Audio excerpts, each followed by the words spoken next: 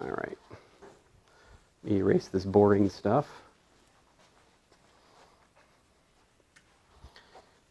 Still left us a little bit of time. I don't think I'm going to get as far as I said earlier. That always happens day one. I always end up talking too much about silly stuff.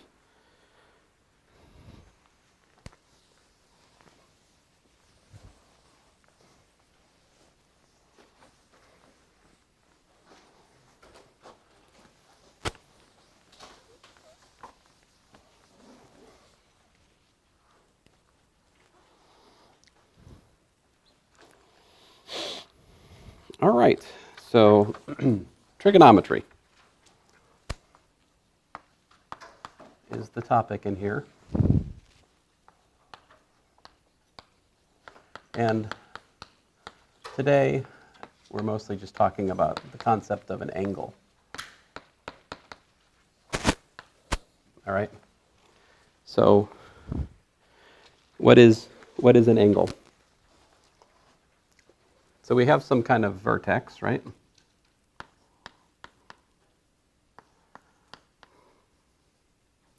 grief.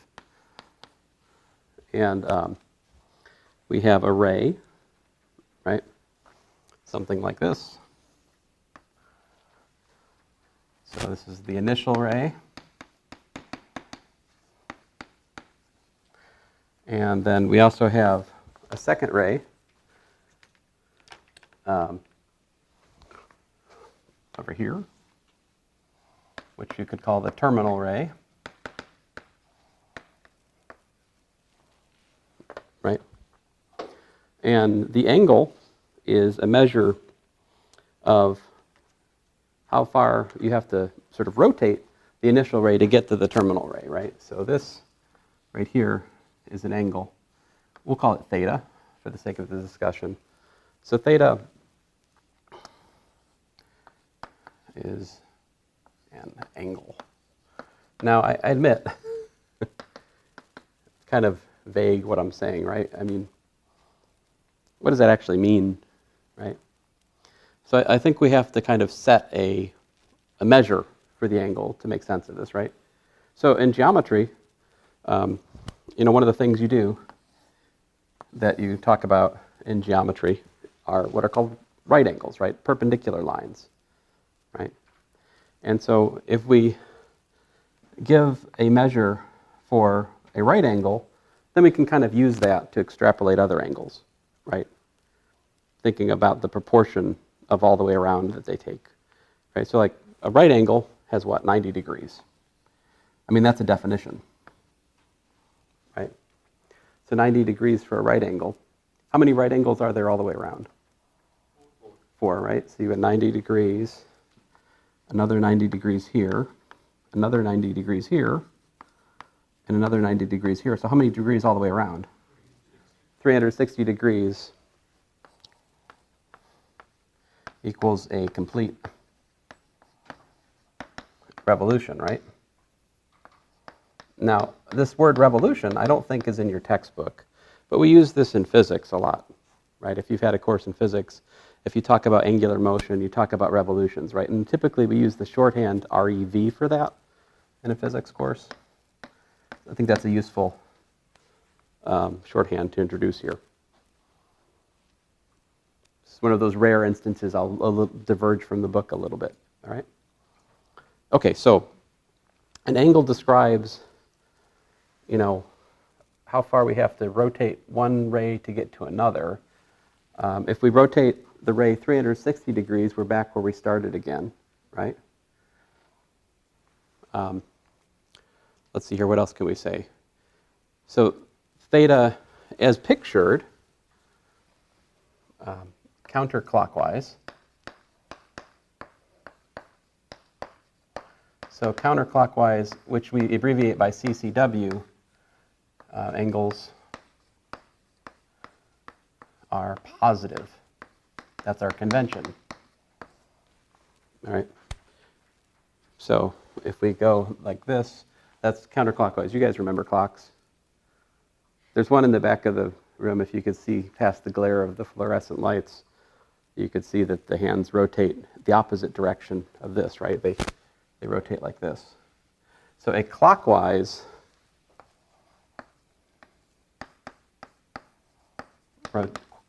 rotation or clockwise angle is negative.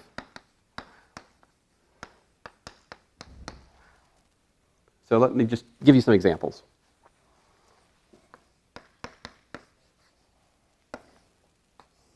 So I'm drawing these angles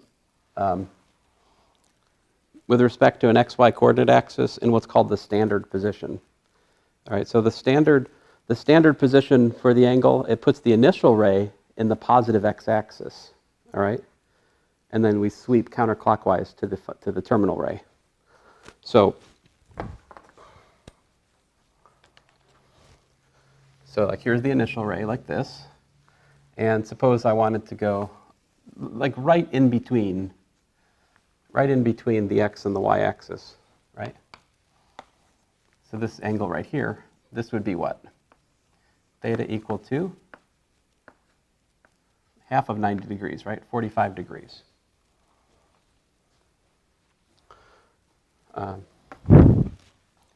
Example 2. On the other hand, if I had the terminal ray being below the x-axis the same way, right? Like that.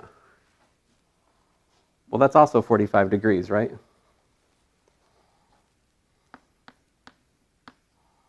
So 45 degrees is equal to what's called the reference angle here.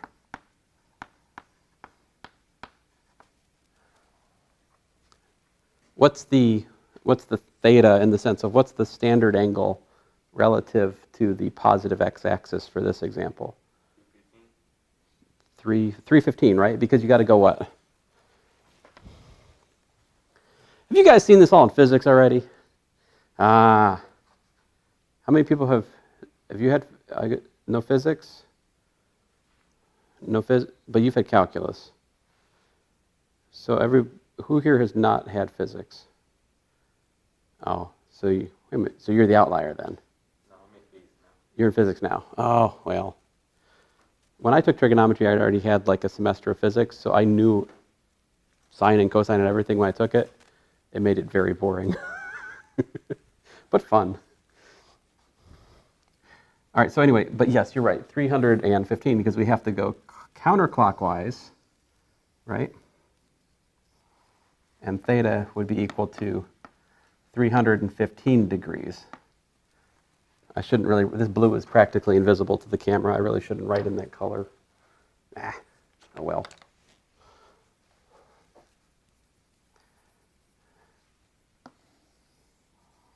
Now, notice the arrow, right?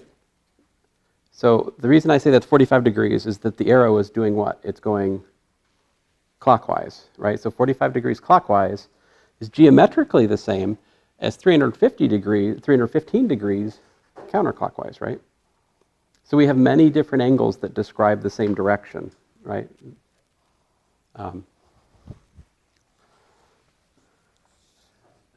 I introduced the concept of a reference angle right there, right? Reference angle.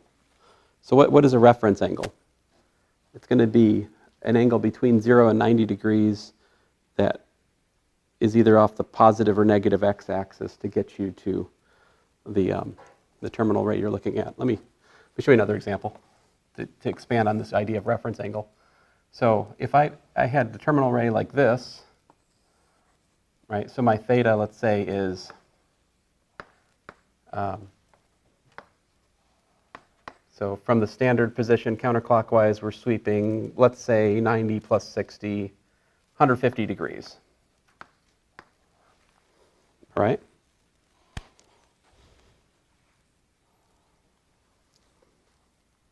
What's the reference angle for this one?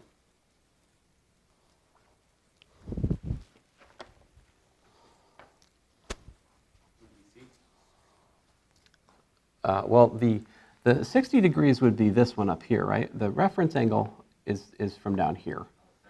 So this is, I think he calls it, I'm trying to remember the book, might call it T or something. But I'll just call it reference angle. let me call it beta for the lack of imagination. Beta equal to, what'd you say? 30 degrees.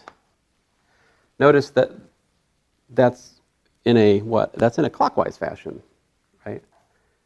So reference angles, they're sometimes clockwise, they're sometimes counterclockwise. It depends where you are. How could you have a reference angle which was counterclockwise?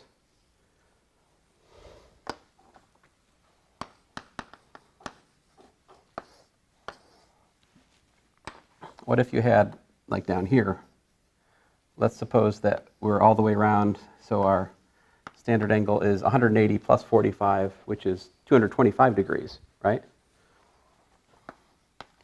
What's the reference angle in this one?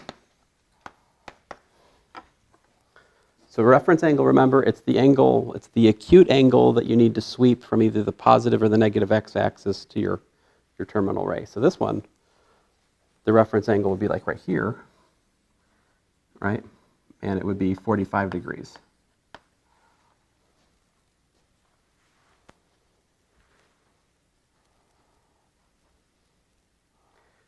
So the reason I'm telling you about this is we'll soon be talking about sine and cosine, all right?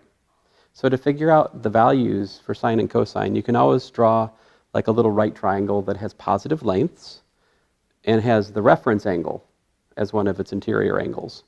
And so then you can find the values of sine and cosine with respect to that reference angle, and then you can just put on pluses and minuses appropriate to which quadrant you're in, all right? So, let's see here. So what do I mean quadrant? I am my own worst cameraman.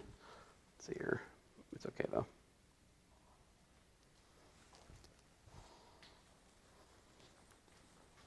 So what are the quadrants?